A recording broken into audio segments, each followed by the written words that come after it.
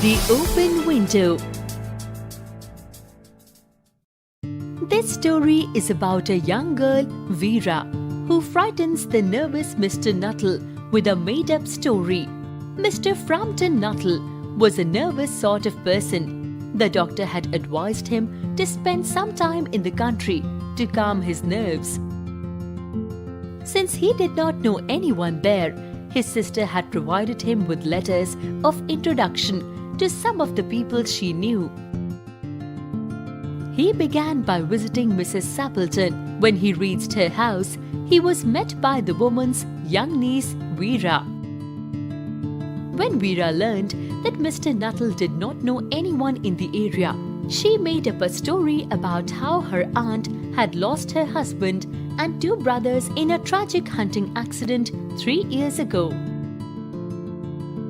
She added that the 3 men had drowned in a bog and that it was the anniversary of the tragedy. She mentioned that her aunt had left the French window open because she believed that they would return one day.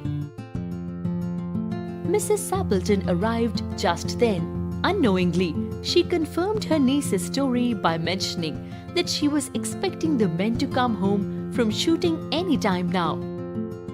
Mr. Nuttall became more nervous and tried to change the topic by telling Mrs. Sappleton about his health problems.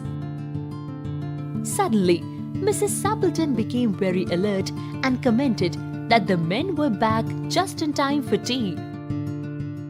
Mr. Nuttall turned to see 3 men walking towards the house through the twilight.